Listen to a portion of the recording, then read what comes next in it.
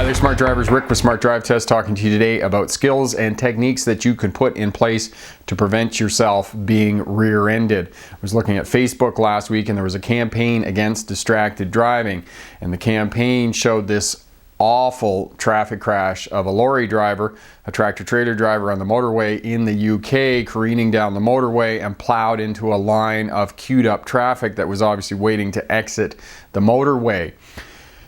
It had been determined, because there was a camera in the cab of the truck, that the driver had been changing the music on his phone as well. It was caught on dash cam.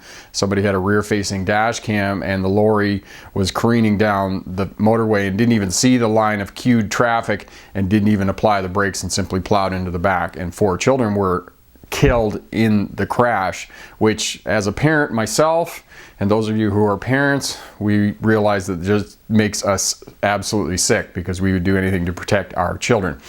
A few years ago, there was a video that we used to show in driver training courses called Sitting Duck, and it was about the dangers of sitting along highways and sitting along freeways. And one of the things that we teach new drivers for the purposes of a road test is one of the skills that you should keep with you for the remainder of your driving career, and will help you to be not rear-ended when you're sitting in a queue or sitting in traffic. So that's what we're going to talk to you today about, skills and techniques that you can put in place to guard against being rear-ended.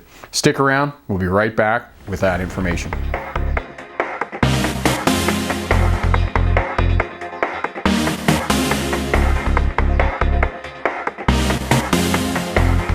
Hi there, Smart Drivers. Rick with Smart Drive Test talking to you today about skills and strategies that you can put in place to prevent yourself being rear-ended. One of the things that we teach new drivers for the purposes of taking a road test is that when they stop in traffic behind other vehicles, they have to be able to see the tires of the vehicle in front of them making clear contact with the pavement, as you can see here in the image. The reason that we teach them that is that leaves about 1 vehicle length between you and the vehicle in front of you. And there are many reasons why we do that. One of the most important reasons we do that is so that if the vehicle in front of you breaks down, or the traffic becomes congested, or you have to move, you don't have to back up in traffic to get around that vehicle. You can simply drive around that vehicle.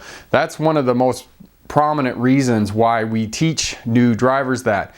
Now, I would encourage you, if you've got your license and you are driving, to put this skill back into place. Stay back from the vehicle when you stop in traffic. Don't drive right up to it, because it also is a measure against you being rear-ended. Because if you're at the end of the queue, at the end of the line of the traffic, you can keep your eye in the rear view mirror and be looking for the traffic approaching from behind. Because if the vehicles approaching from behind are not slowing down or stopping, that space in front of you is often enough space that if you start moving forward and tapping your brakes to flash your brake lights or activate your 4-way flashers, that's going to get the attention of the vehicle behind you. And oftentimes that space, that 1 vehicle space, if you move up, that's enough for that vehicle, that driver behind you, to get his or her vehicle stopped before they plow into the back end of you.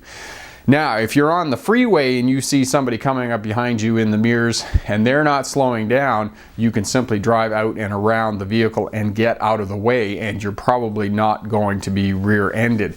So it's a very good technique to continue to keep in place after you get your license. Now, if you're stopped on a freeway, and I have been stopped on freeways and highways and motorways and interstates, if there's a queue of traffic and it is congested and you come up, stay back a fair distance. I would even 3 or 4, maybe 5 car lengths, stay back and activate your 4-way flashers.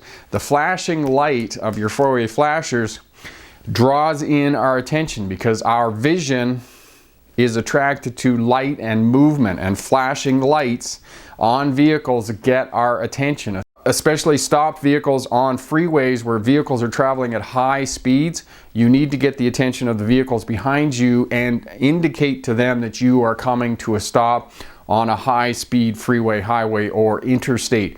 So that is one of the ways that you can prevent yourself being rear-ended. And when you're sitting in traffic, if you're on a highway or some other place, like this awful incident in the UK, Be on high alert. If you're anywhere on a freeway sitting on the side of the road, you're in a queue, you're behind stop traffic and congestion, and there aren't any vehicles behind you, be on high alert, because you are in a precarious situation there, and unfortunately sometimes this happens, and there's awful stories, many stories that I've heard of crashes over the years. One of the most prominent ones was some years ago on the 401, which is the freeway that runs east-west through Ontario, the province of Ontario here in Canada.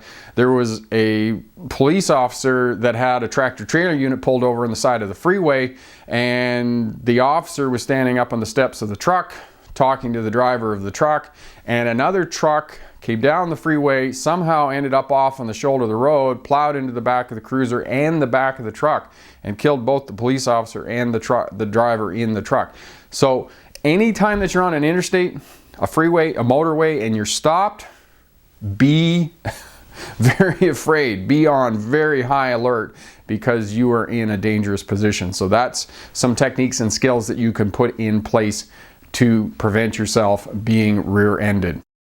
Quick review of skills and techniques that you can put in place to prevent yourself being rear-ended. We teach new drivers to stay back one vehicle length.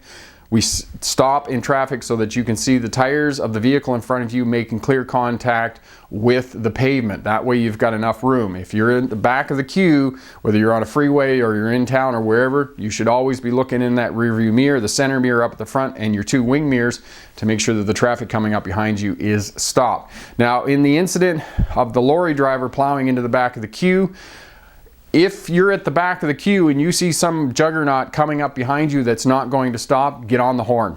Get on the horn, drive around the traffic, drive into the ditch, do whatever you need to do to get your vehicle out of the path of that vehicle.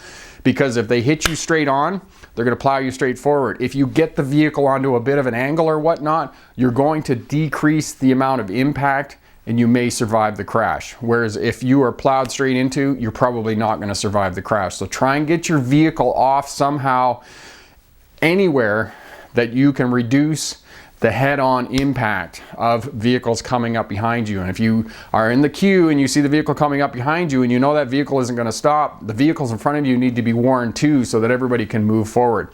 And lastly, just as an aside, if everybody stayed back one vehicle length at the intersection with the traffic, all the traffic could move off together. Whereas when they are right close together, you have to sort of stop and start to sort of move off, and the traffic doesn't move off from the light as fast as possible. So that's another benefit of staying back one vehicle length. Question for my smart drivers: have you been rear-ended? What was your experience of being rear-ended in a traffic crash? Leave a comment down in the comment section there. All of that helps out the new drivers with their license, learning how to drive and be defensive and protect themselves when driving their vehicle. I'm Rick with Smart Drive Test. Thanks very much for watching. If you like what you see here, share, subscribe, leave a comment down in the comment section. As well, hit that thumbs up button. Check out all the videos here on the channel if you're working towards a license or starting a career as a truck or bus driver. Lots of great information here as well. Head over to my website. You can find great information over there and online courses that you can purchase. As well, we're working on Air Brakes Simplified. It's a manual to get your CDL air brakes and fulfill that requirement for earning your CDL license. It's a great book. It's broken down into good information that you need to know to drive a truck successfully, and the specific information that you need to pass the CDL license, and 100 multiple choice questions. Thanks again for watching. Good luck on your road test, and remember, pick the best answer, not necessarily the right answer. Have a great day. Bye now.